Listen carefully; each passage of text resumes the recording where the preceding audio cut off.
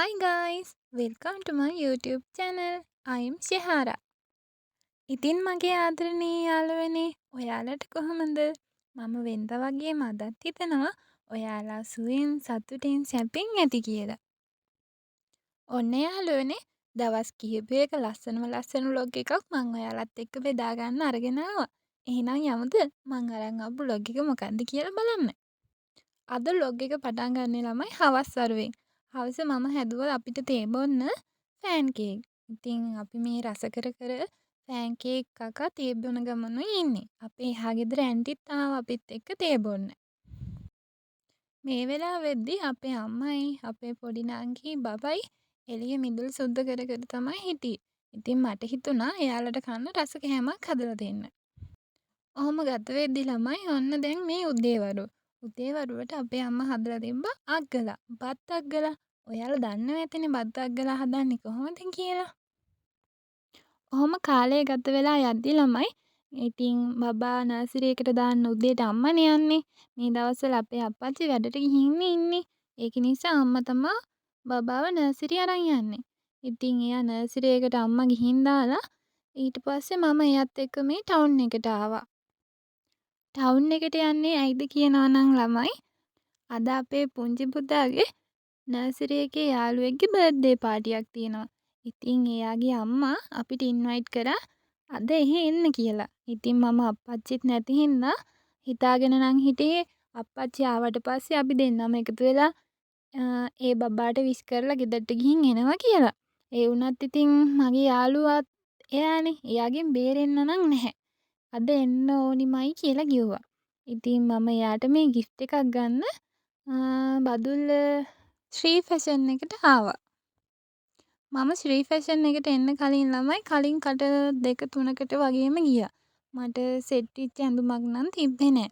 අපේ අප්පච්චිගෙන් දෙන්නේ මොනවාද යාළුවාට කියලා අහද්දි යාළුවාගේ බබාට දෙන්න මොනවාද කියලා අහද්දි එයා කිව්වා ගවුමක් gift එකක් විදියට දුන්නා නම් හොඳයි කියලා.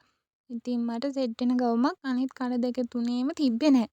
ඉතින් මම මේකේ ඇති කියලා දැන් අපි යන්නේ gift එකක් බලන්න තමයි. මේ වෙද්දි ළමයි හොඳටම අවුව සැර වැඩි. ඇඳුම් තොරනවා කියලා මේ වෙලාවට නම් හිතන්නවත් බෑ.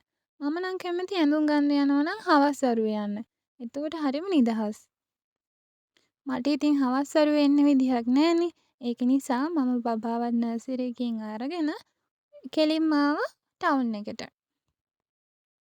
පුංචි දෝනිට ඉතින් ගවුමක් තෝරන්න අපේ දෙනුව තමයි පාවිච්චි කරේ මම.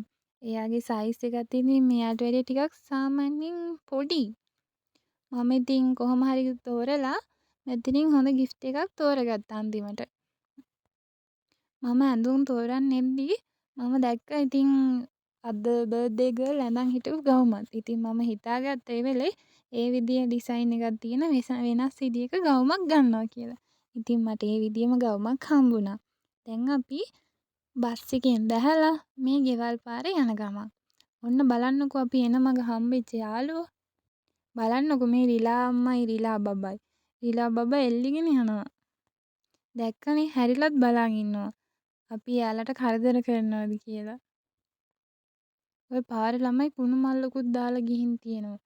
ඇත්තටම මේ පාරේ කුණු දානවට නම් මම පොඩ්ඩක්වත් කැමති නෑ. අපේ රටේ සමහර මිනිස්සු ඉතින් හැදෙන්නෙම නෑනේ.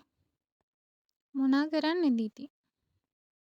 මේ ඉන්න රීලා යාළුවාගේ නම් ළමයි අතේ කොටසක් නැහැ. මං හිතන්නේ රණ්ඩුවකටවත් ගිහින් එයාගේ අතේ කෑල්ලක් නැති වෙන්නේ නැති. මොකද මෙයාලා හපා කනවනේ. Happy birthday. Happy birthday to you. Happy birthday to you. Happy birthday, happy birthday in the sun from tonight. Happy birthday to you. Happy birthday to you. Happy birthday, happy birthday, happy birthday to you.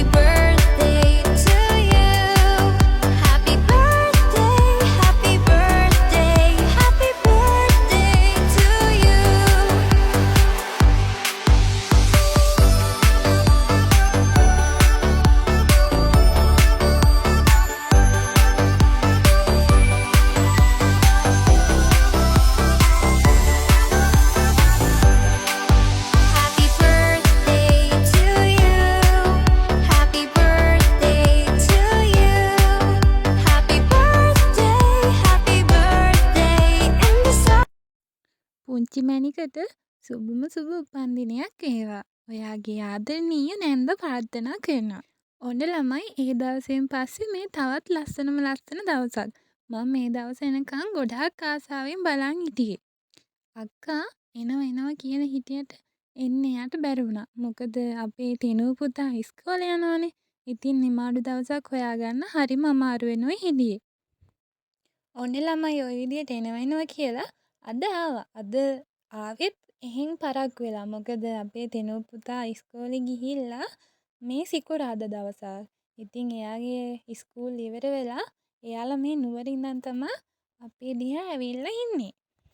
මේ ඉන්නේ අපේ චූටි මැනික.